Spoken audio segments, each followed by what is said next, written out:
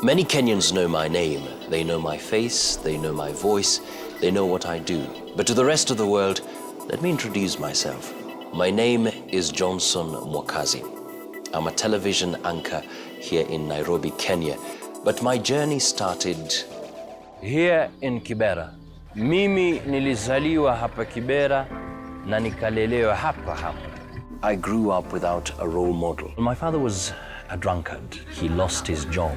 And it was a tight moment, especially for my mother, really trying to support the family at the same time, working in town as a cleaner, living in a madhouse, and of course, no water we had to buy. Just once a week, you take a bath once a week. When it came to our washrooms or toilets, we had to go round. And of course, sometimes during the night, it could be dangerous because you don't know who you're going to meet along the way. So you had to help yourself inside the house and probably in the morning try to sort it out. I remember when I was 14, somebody introduced me to pornography. And that whole sequence began of desiring a feeling, of pursuing something that you really never get to satisfy. I remember there were days I would move from one movie to another, just seeking for a movie, a pornographic movie.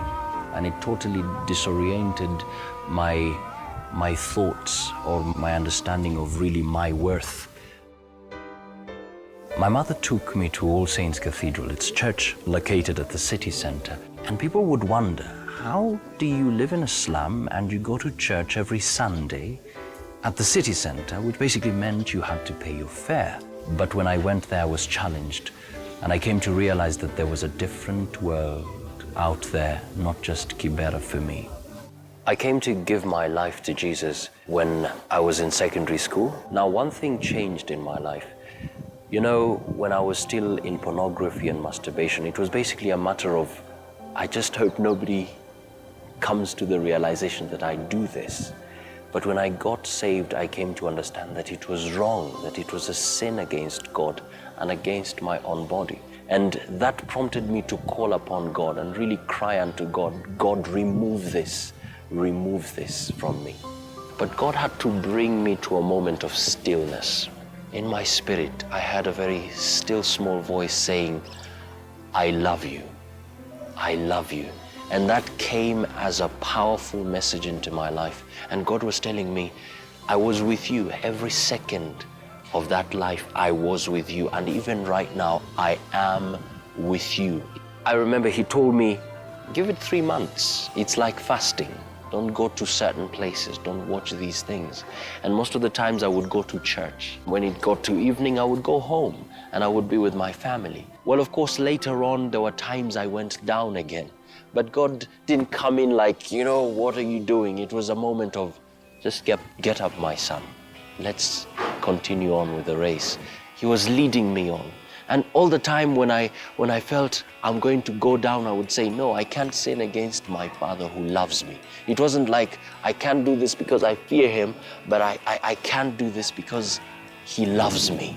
There was this particular time I remember I was walking and I heard people making cheerful noises. And when I went there, I realized it was a theater group, Kibera Community Youth Program. And so I joined it. And there was a time I was given a role. It was a skit, I remember. I was given a role as a narrator. So I narrated, and after that, the facilitator of the program said, wow, you have a great voice. And that really gave me that feeling that, hey, you have something to offer, something precious. And that was actually the beginning. God would wake me up at about 5:30 on a daily basis, and I didn't quite understand why. And he would cause me to sort of walk all the way up to this place. And when I got here, instead of working out my body, I would work on my voice. Now